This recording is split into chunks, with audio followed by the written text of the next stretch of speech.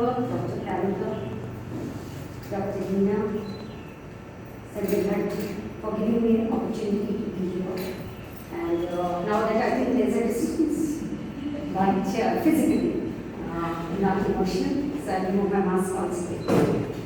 And why I said opportunity to be here is because even though we also now meet in small numbers, yet I think the people whom you meet and the people with whom you talk, that is really important. And the content of what you talk and we should communicate is really important. Especially on a day like this. It is the International Women's Day. Every world over is celebrating it in many, many different ways.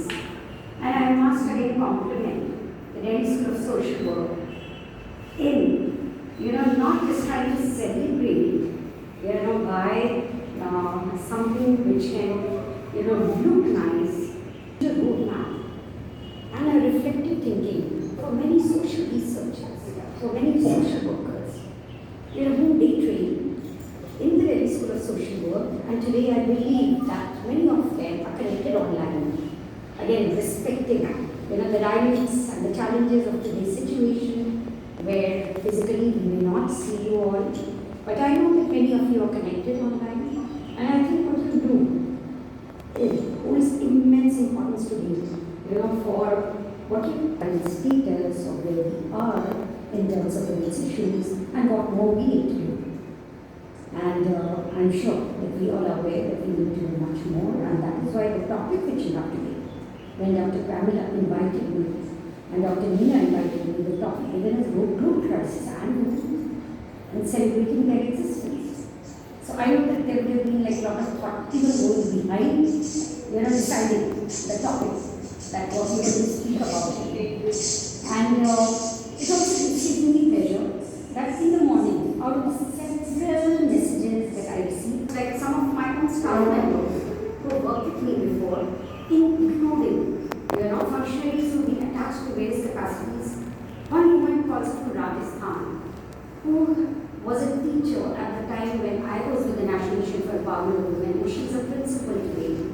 And the best news of the day which she gave me is that, ma'am, the 150 grams Samandika, whom we train, whom we build the capacity, where they are helping many other women.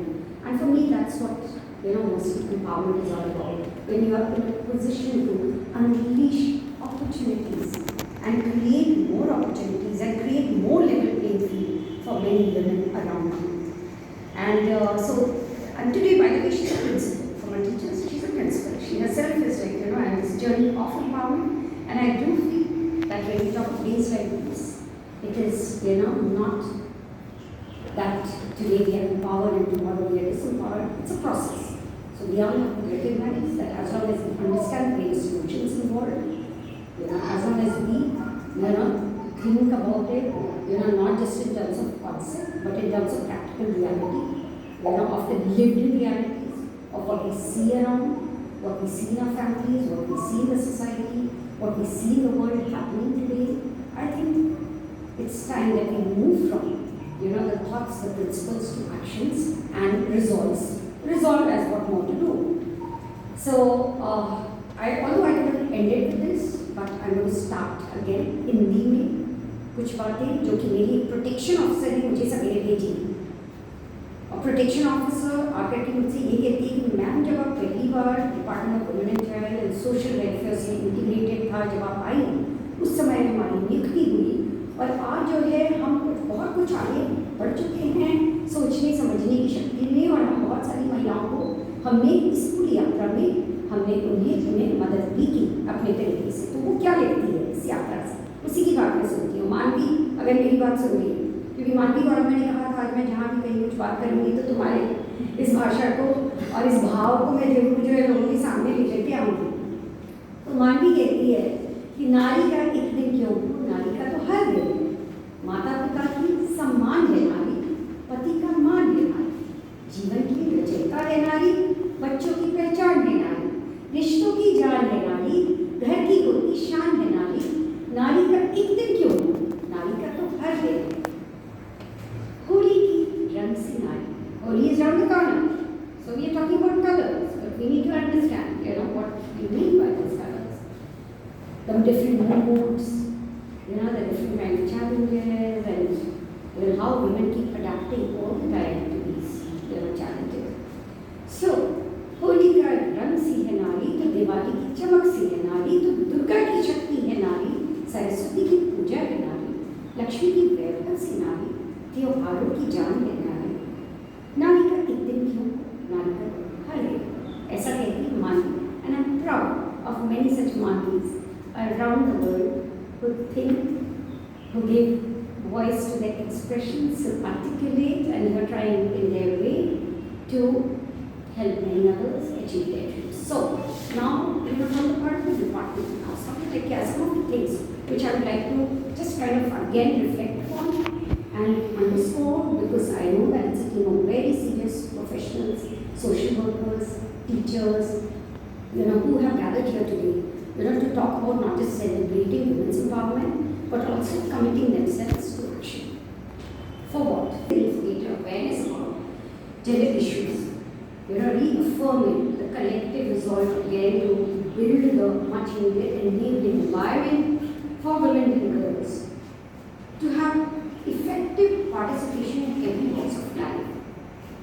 Now, while we celebrate the tremendous efforts of women, it is extremely critical also, to recognize the work being done globally, nationally, on gender equality, gender justice, women empowerment, be it through laws. There are many legislative frameworks. We need to be aware of it. I will encourage each one of you to be aware of the changes which have come about in our constitutional provisions, the mandates, the laws which have been promulgated from time to time, which I am not going to illustrate over here, but it is your duty to be familiar first with it. Totally arm yourself to be able to help others. But the law has to also be understood in letter and spirit, both. Besides this, there are a number of schemes and programs meant for women. Again, there's a need to understand it in letter and spirit, because at times, in our attempt to kind of meet quantitative targets, we forget about many other qualitative dimensions. We forget about what the numbers are trying to tell us. For example, you have a scheme of maternity benefit for women. Now, what is the goal behind the scheme? It also talks about certain compliances to ensure that woman meets the conditions which is seeing her in a healthy state of mind, physically, like her child is healthy. So whether you call it like antenatal, postnatal checkups and this, so I'm just illustrating it. Because then we know that scheme is not just about, what is it that are being achieved in terms of enrolling people. So does it really meet the desired outcome? This is what we want to challenge ourselves. So while we celebrate the existence, we need to also recognize, what are the challenges, and if we recognize this, then how is it that we are going to, be equipped to handle it better? Because it's not enough again to say that, we understand it's the role of the government, we understand it's the role of civil society, but here we as social workers, as social work practitioners and researchers, and I would also say as teachers, how is it that we equip, this particular cadre to, probably fulfill their role and commitment which they have taken by choice, I'm sure. How can they fulfill this role better? And, another thing which I would like to say is that when it comes to opportunity, one of my thought is always that you're talking about creating more opportunities, but are we also questioning breaking barriers, access barriers? Maybe there are a lot of opportunities which are there when I talk about schemes, when I talk about the legislative mandates, yet there are access barriers. So there has to be questioning mind. When we talk about reflection, we have to question that is it that we need more laws, or is it that we need to break the access barriers? So if we tell ourselves this, then probably the way we look at the solutions would be more pragmatic. Now I need to also talk about the kind of challenges which the global crisis, when we see the pandemic, has thrown. which Dr. Jaswal, has also deliberated so nicely from this, when she talked about like the challenges in life and life. So in the face of the pandemic, it has become like more and more evident that the way women have been challenged, in terms of their work, whether as frontline workers, as healthcare worker, caregiver, and this is also brought out from the Western end, because everybody has been realizing that kind of potential to rise up to any challenge which is there in women, probably see much more in challenges like these, in times like these, than women have responded to, all kinds of challenge of balancing, the domestic space, the professional space, negotiating, the work space, negotiating even things like when, not all women were probably that digital savvy, the way they look to it. How I can say it is confidences, because I saw in my own experience. We have a program, as you mostly be aware of, the ICTS, the Integrated Child Development Services. Now we have a component called the preschool education, where the Anganwadi workers are supposed to teach the young children, about their numerical skills, alphabetical skills, cognitive skills. It's like playing them better. Now the whole of this year, what do you do? So, we took to actually training them to impart the education and play network using online tools.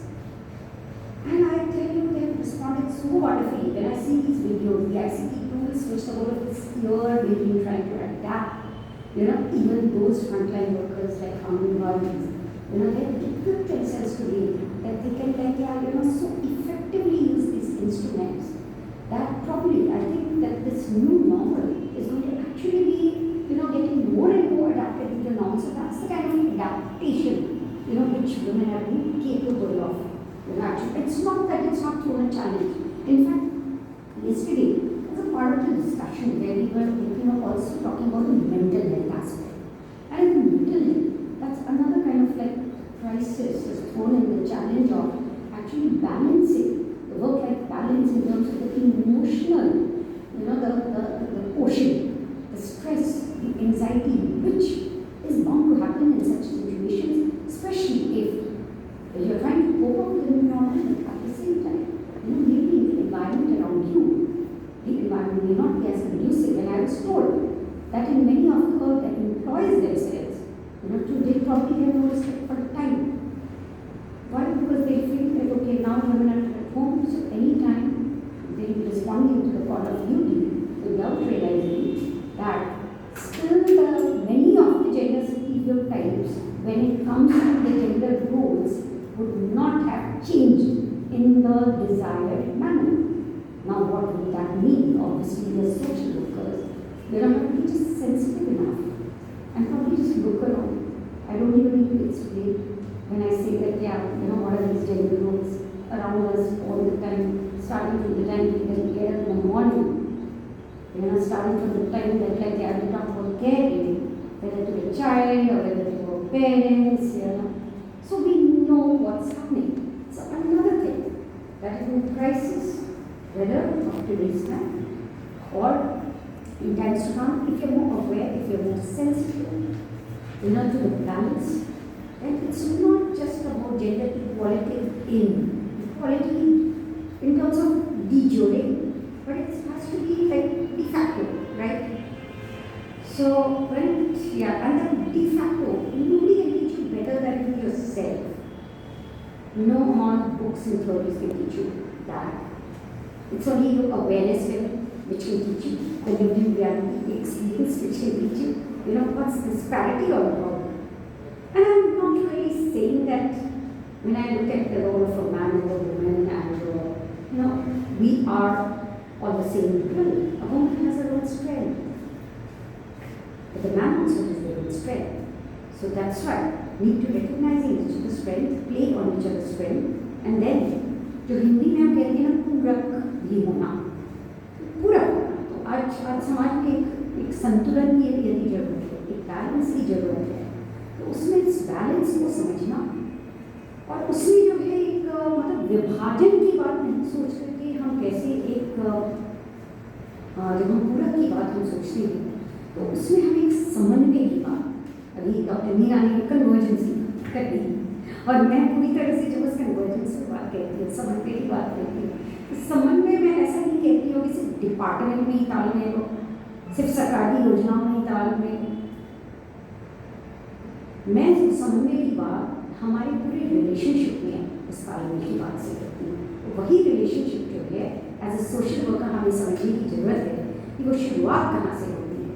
शुरुआत उसकी परिवार से होती है, शुरुआत उसकी जब extension में देखते हैं अपने नेबरहुड में, सोसाइटी में, या फिर आगे आप बढ़िए तो इंस्टीट्यूशन से होती है। इंस्टीट्यूशन सबसे पहला हमारा इंस्टीट्यूशन कौन है? स्कूल है, कॉलेज है, मतलब फैमिली के बाद ऑफ कोर्स।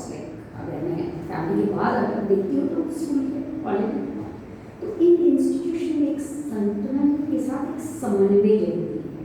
अब उस समन्वय को किस ढंग से हम नेगोशिएट करते हैं in living reality is something most important है for all social workers to keep talking about, so that we make each other aware. Again, I'm saying that for me, the key to rise up to a challenge, whether national or international, global crisis, challenge, it will keep coming, right? I mean, the world is like so dynamic that you cannot never imagine that COVID, अभी हमने vaccine लगा लिया है, now that's an end to challenge. No, it will keep coming. So the beauty would be how well we equip ourselves to meeting the challenges, which are a given. So if so, how well we can prepare ourselves to be able to prepare the others.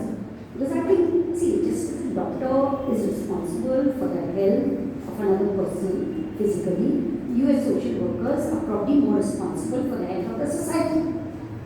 So self, I don't mean just in terms of clinical terms, I'm talking about the health in terms of, their well-being, right?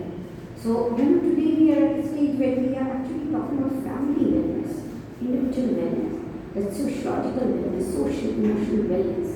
So that wellness quotient is what is so important. And the earlier we recognize the need of starting this kind of a healthy mindset, right from the time that actually a child starts seeing what's happening around in the family, the better it will be. Otherwise, tomorrow it can be late. And we don't want our children to grow up, in the kind of stereotypes or biases or prejudices or conditioning or judgments, which probably become later difficult to question, difficult to challenge. So we, as policymakers, you as social worker practitioners, I think we all owe to each other, to recognize where the problem is. And I would also say that we need to be more accountable also while we talk about these things, to look at the, the various kinds of indicators which have been thrown in, the global gender gaps, the various kinds of reports, like the World Economic Forum, and so we have the United Nations, the SDG, all these goals which we keep talking about. So while it's important to talk about progress, reflect in terms of the direction, in terms of the pace. Because again, progress is dynamic. But what we need to see is a question when it comes to, again, our state, the nation, where we stand in terms of the various development indicators. Why I'm challenging you to do that is because today it is the data which is going to speak. And it is very important that we look at in the development sector when we talk about women, let's be aware of, what the data is telling us. I'm not here to scare either myself or you about what the data is saying, because it's again all there, but we need to be familiar, what the globally, what these accepted indicators and data points are. Now, I'd also like to, bring about the role of the government in terms of building capacities of the functionaries, which is we are taking very, very seriously. And I, on my part, also feel that more we do it, across the various verticals, people who are working with us, be it the welfare officer, be it our supervisor, be it our environment worker, be it our, people who are managing the childcare institutions. So I also feel that many of you who pass out, who go to these various institutions, so again you'll be taking, many of you, taking up statutory roles, take it very, very seriously. Because at times I've realized that if you take it casually, no matter what you do, it will not have the right impact. So be very serious about what the data is telling you, what you're responsible for, and then have a collaborative approach. Because you probably don't have all the solutions. But I have been a strong votary of partnerships, collaborations. So in my view, when I talk about convergence, it's a lot about building a 360-degree approach, first mentally within yourself, so that you understand the role of various collaborative partners. Because today, what we're standing in times are a complex world, let's face it. And a complex world needs solutions which are definitely multidisciplinary in nature. It's solutions which are intersectoral in nature. No piecemeal solution can work. So what you need to do is realize the various kind of intersectionality, the intersections of the various problems, and unless you view things holistically, how this problem relates to the other and how the solution relates to the other, who are the various actors, map it. So I think what is very important today is strategically be able to map the problems and the solutions, know the stakeholders who are around you. Again, not in theory, because you keep discovering more and more, if you're more aware, if you're more sensitive, that who is. Actually, the stakeholders at times I feel, like when you work in maybe typical government settings, they're probably sitting all around you, right? Maybe under the same roof. And yet you're not really able to, go and dialogue. You're not able to, build a relationship with each other. So again, it has to start with the family as an institution, school that, negotiating a relationship also, then only you can be effective to, rise up again to the kind of challenges that we talk about, life, livelihood, work-life balance, mental health. We have spoken about these challenges, and I'm sure that there will be more in the days to come when we look at various kinds of solutions that when a woman, what a woman really needs, be it the economic security, be it the mental health, be it the emotional security, be it her physical well-being, her health to be taken care of, and of course, with a life cycle approach, of course, a continuum. There's no substitute to it. Because again, when I said that at times it's too late, so the earlier we begin, and it's not just the women themselves, we also need to look at the mindset issue, the mindset of how the woman is perceived, the mindset of how we are negotiating any relationship. So again, that's really something important, that it's the societal mindset we're talking about, and the healthier it becomes. And one thing which I would like to end is also by saying that I personally am getting more and more convinced that it's not just a women's issues, right?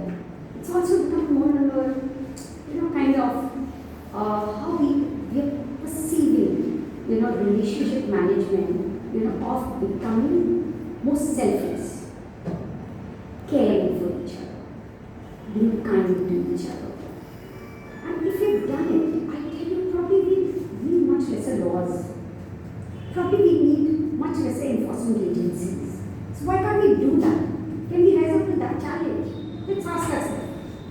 Today, at this moment, and if we are able to answer that, I'm telling you, your personal resolve, your individual resolve can probably change things. That's the only way we can change the world. So thank you and all the best.